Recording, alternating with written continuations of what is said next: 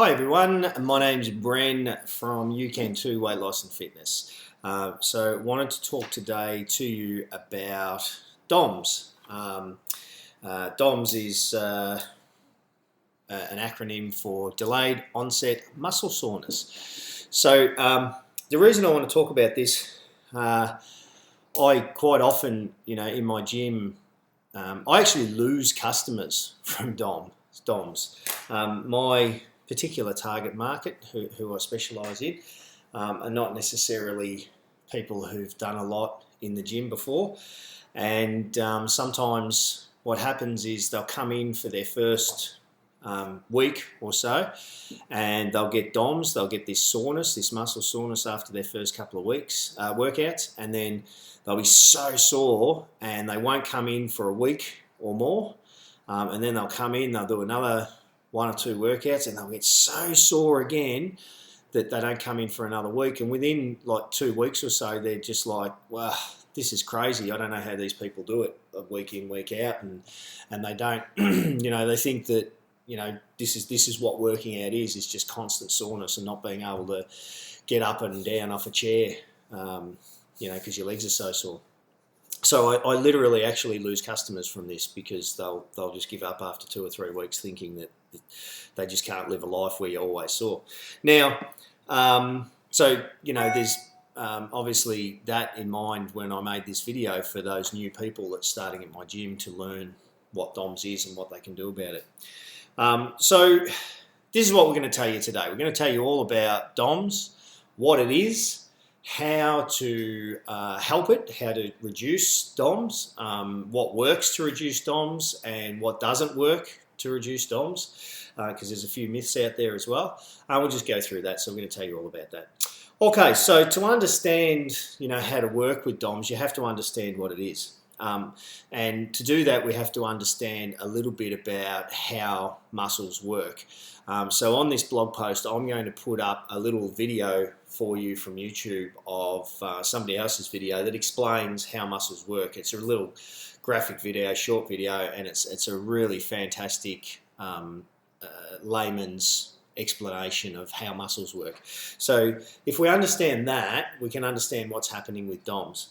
But just in short, obviously when we do workouts, the goal of our workouts is to create bigger, stronger muscles. And in order to do that, we have to force adaptation. Okay, so what we're looking for is to force those muscles to adapt and change so that they come back bigger, stronger, and better than they were before.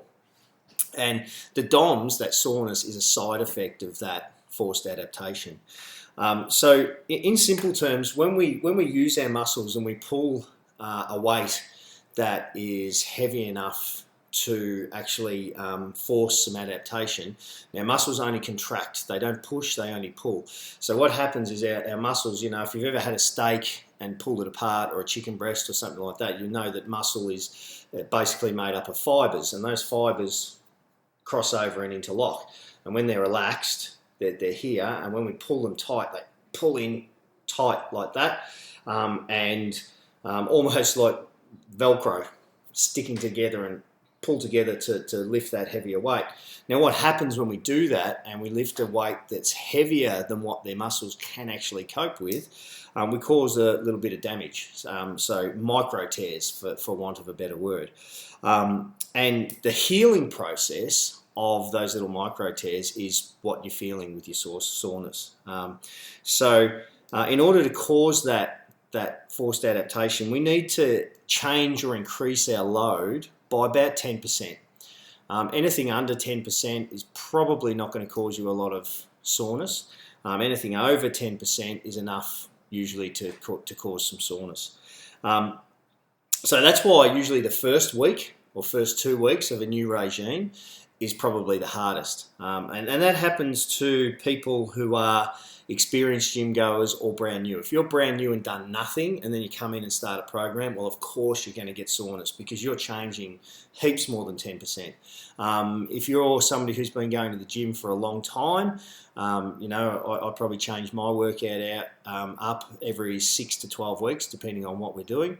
But when I do make that change, I'll get some soreness You know, I'll probably have a little bit of soreness all the time, you know, but it's not so overwhelming that it affects my life. But in that first week of a new workout, the soreness is generally a little bit more than ongoing weeks after that. DOMS, how long does it last? Usually within 24 to 72 hours, you're going to get that soreness if you're going to get any. Can last, you know, anywhere from 48 hours to even 96 hours, you know, 2 to 4 days. Usually you're going to be sorest on the second day. You know, you might be sore the day after, or you might have nothing, but your second day is usually going to be the worst, and then it'll get better after that. Now, there's a common misconception that DOMS is actually caused by lactic acid in the muscles, that you've got this build-up of lactic acid in the muscles and that's what's causing the soreness. That's actually not true. Lactic acid is a byproduct of the process that the muscles go through to actually contract. And you know, that burning feeling when you're working out is a bit of a build-up there. But you know, that acid does not stick around long enough to cause you soreness 72 hours later. So what are the side effects of DOMS? So what are you feeling? So obviously the first one is the soreness, and that can range anywhere from you know, a 2 out of 10 sort of ache to a, you know, 9 out of 10 really intense inflammatory style pain. And you know, there's a lot of things that are going to affect what you're feeling. Everybody's different, and you know, you might actually just be a little bit of a wimp, you know, and you might feel the soreness a hell of a lot more than somebody who's got the same soreness, but they're not feeling it as much, and that's just individual. Some people have got a higher threshold of pain than other people, but you know, it can be quite debilitating at times, you know, like getting up off the toilet or walking downstairs can be quite difficult if you've had a big leg day. You can also get a bit of swelling, so sometimes that can explain some odd measurement discrepancies in your first 1 or 2 weeks of a brand new program. Swelling's probably not that prevalent or common, but again, everybody's different, so you might get a little bit more swelling than somebody else. As blood and you know, body fluids rush to the area to repair, you know, through that, you know, when you've got little micro tears in your muscles, there's an inflammatory process going on, so that's why you feel inflammatory pain. But you know, you're getting a little bit of extra blood and fluid and everything to the area, so your muscles might feel a bit warmer than normal. You might feel a heat, like an afterburn. And you can also feel some general tightness, you know, maybe even fatigue cramps. So, you know, what else we got? As far as why some people feel pain differently, as I said, sometimes people just have a high threshold of pain, you know. Some people just win the genetic lottery and heal better and faster than other people, you know. So that's nothing you can do about that, obviously, clearly. But, you know, suffice to say that if you've ever done a really, really hard workout, you've experienced some DOMS. So let's talk about what will help relieve DOMS. So the good news is that relieving DOMS is pretty much as simple as doing what you're supposed to be doing anyway, okay? So you don't have to do too much different. So number one would be hydration. Making sure you stay hydrated is going to help the process along, because as I said, it is a sort of inflammatory healing process. You're going to have to sort of send fluids and everything towards the area, so you need hydration. So obviously, you know, water is vital to every process in the body, in every cell, and every metabolic process, including healing. So if you're staying hydrated, you're giving yourself the best chance to heal quickly and properly. What else? Rest. Proper rest and recovery is really important to the process. So now, please note, I'm not talking about complete rest for like a week of no exercise. That's actually going to work against us, and I'll come back to that a little bit later on. But I'm talking about normal recovery. So, for example, a good sort of 7 to 9 hours sleep is what's recommended to allow the body to rest and heal properly. And note that most of your healing and fat burning is done when you sleep. You burn more fat when you sleep than you do on the treadmill. Okay, fun fact.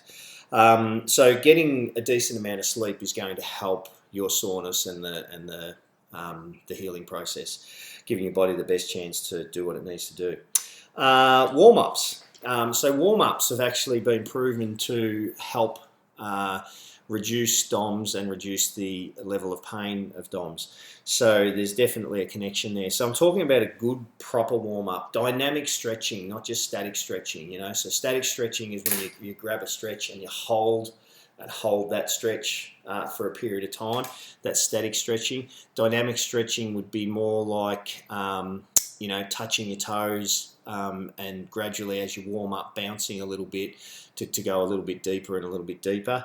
But warming up with dynamic stretching, CNS activation or central nervous system activation. So moving, you know, if you can do some squats, some push-ups, and some sort of row, you know, a push, pull and squat action, that's going to warm up most of your body. And that's central nervous system activation. You're going to start sending the signals down from your brain to the muscles, telling the body, oh, okay, it's time to exercise. We're going to increase the heart rate. We're going to start releasing some hormones that are going to help. So yeah, doing a proper warm-up before every workout has been proven to help DOMS. Let's have a look. What else? You can do a bit of a rollout with a foam roller. Can help as part of your warm-out. So I guess the proper way to do a warm-up would be to start slow and build it up. So if you started out with a bit of a rollout with a foam roller, and then you start with some dynamic stretching, moving up to some actual movement like star jumps and squats and push-ups and things like that. So your warm-up should start slow, moving up to a pace where by the time you finish, your heart rate's elevated and you've got a little bit of sweat starting on your forehead. If you can get to that, then that's not a bad warm-up at all. Should take anywhere from 5 to 15 minutes.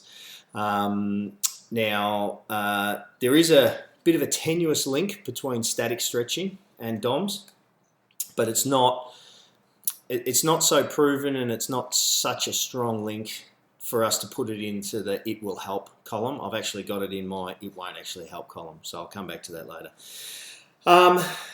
Now, what else is going to help your DOMS after you've got it? Well, so again, hydration you should be doing, a warm-up you should be doing. All right, so these are things that you should be doing anyway, okay? What actually helps DOMS is increased blood flow to the muscles. So blood is what's going to do the healing in the body. That's going to carry everything that you need to heal the body. So pretty much any method of getting some blood flow to those muscles is going to help the DOMS and get rid of it quicker. So for example, some massage. So either a professional massage or some foam roller, you know, or just even your by yourself there. With other little tools that you can use. Warm bath or a sauna. So if you're raising your core temperature, you're going to force blood out to your extremities. So if you raise your core temperature, your body pushes blood away from your vital organs to keep the temperature down and cool the body, so it pushes out to your extremities like your arms and your legs. So that's going to push more blood into those areas, which is going to carry all those healing things that you need to do. Compression workout gear can help. So, you know, what I mean is Skins. Think of the brand Skins. So compression workout gear, the jury's out a little bit. There's some people who say it doesn't change anything. There's some people who says it does. It's a little bit inconclusive, but my experience myself is that wearing Skins does help with soreness and recovery. I've found in the past that using them has helped me, and look, I think that might have something to do with sort of bringing blood to the area and warming it up as well. So for example, I use when I'm squatting and doing heavy squats, I use sleeves which are thick, like 3 or 4 mil neoprene knee sleeves. They don't actually add any stability to my knees. You know, I'm just an old man with creaky knees and some injuries, so I want to have my knees nice and warm, etc. when I'm doing my squats. So I found that reduces a lot of knee pain by, again, bringing that blood to the area and keeping it warm, etc. So if you can wear Skins, say for example a compression shirt or a compression pants, that's potentially going to help you there. So I don't know if it's a placebo effect, but I found that it helped me. What else helps? A low or high impact workouts. So now, low or high, or low and high. Yes, it depends on you. So everybody's different. Some people thrive on low carb diets, for example, and some people can't handle them. I can't handle a low carb diet. I feel like rubbish. But then Jimmy, the trainer at our gym here, he does fine on low carb diets. So as I said, everybody's different. You might be a low or a high impact type of person to reduce soreness.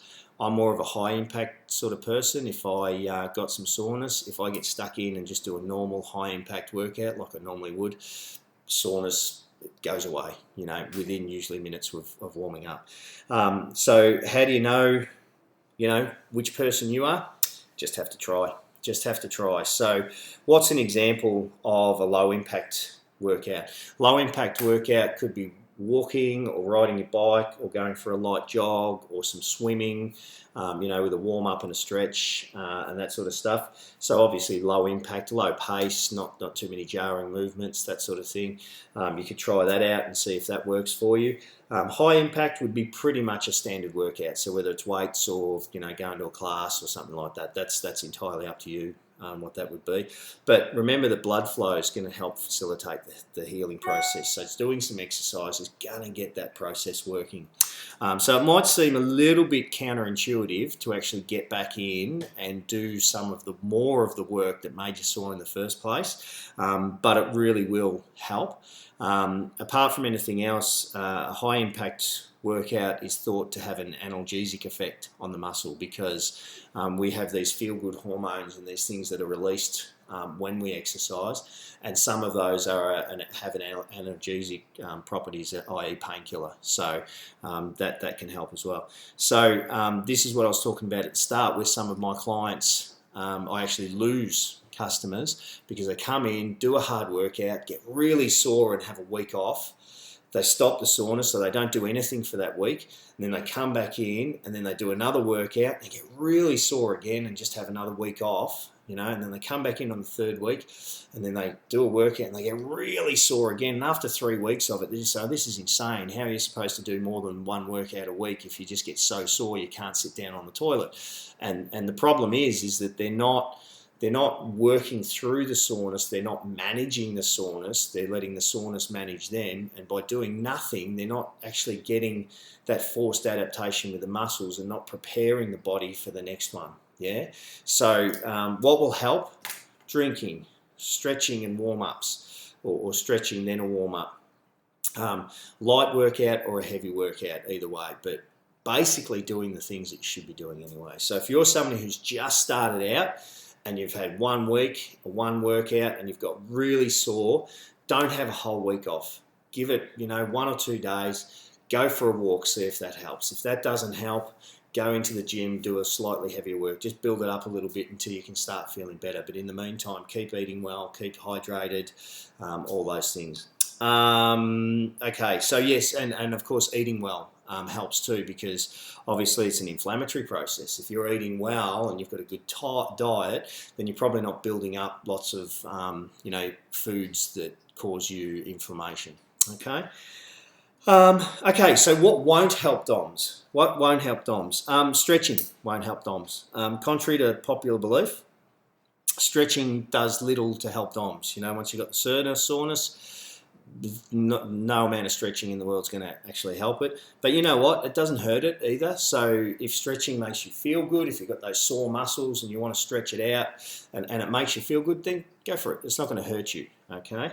Now, regular stretching is still recommended, so I'm not saying that stretching is a waste of time. It's definitely not a waste of time. I'm just saying it's not actually going to affect your DOMS much. You're going to be sore whether you stretch or not, okay? Supplements. So some people ask me to help reduce soreness, should I be taking protein powders before or after workouts, etc., etc., etc. So there's been lots of research being done regarding supplements and all that sort of stuff with DOMS. That's okay, mate. So there's been lots of research done and probably lots of claims made and all that sort of stuff. So look, there is some sort of link with DOMS and proteins and enzymes that the body needs, etc., you know, all the scientific stuff. And, you know, perhaps for professional athletes who have very specific diet and very specific supplementation programs and all the coaches in the world and all the resources, maybe it makes some sort of percentile difference. But when you're an athlete, you are going for the percentile differences. You know, a 1% increase in performance for a sprinter is the difference between a world record or not. So when you're at that level, yeah, sure, it's probably going to make a difference. But for the average mum and dad gym goer, it's going to have minimal impact on your, you know, on your results. So a good diet, as I said before, is going to help you rebuild and have those anti-inflammatory properties. So again, I'm not saying you shouldn't take a protein thing and it's not going to help you at all, but it's just going to be a minimal impact on your actual soreness on the day, okay? Total rest, I've mentioned this a couple of times. Total rest will not work, and this is the mistake most newcomers make, is that they just do nothing after that first bout of soreness, and then they come in for the next one and they get that huge soreness again. They're just not sort of breaking the cycle. It's a 10% overload that's going to cause DOMS. So increasing your load or your intensity by up more than 10% is going to have some DOMS occur. So if you're sort of resting for 3 to 7 days, you're not giving you, every time you do it, it's going to be far more than 10% difference. Does that make sense? So, you know, if you actually moved and did something in that time, you know, anywhere from 2 to 3 days after the workout, then you're probably going to reduce the amount of soreness you've got, and you know, the next week will be easier and the next week after that will be easier, and you're really going to have weeks where you don't have a little bit of soreness here and there, but it's not going to be such that you're thinking about it all the time or it's really affecting your life. So, bit of a checklist for managing DOMS. Okay, so keeping it really simple. Do's and don'ts. Checklist for managing DOMS. Do stay hydrated. Do eat a balanced diet. Do get 7 to 9 hours sleep and rest. Do have a warm bath or a sauna. Do some low impact exercise, a walk, swim, ride, light jog, yoga, a stretch, or do some high impact exercise, so heavy weights or your normal exercise, your normal HIIT program. What you don't do, the don't list, is pretty simple. Don't do nothing. Get off your butt, do something. Be an active, do something about it, and be proactive in managing the DOMS to make the process a little bit easier. Okay, guys, so as I said, I'm going to put in a little video in the post as well about muscles and how they work.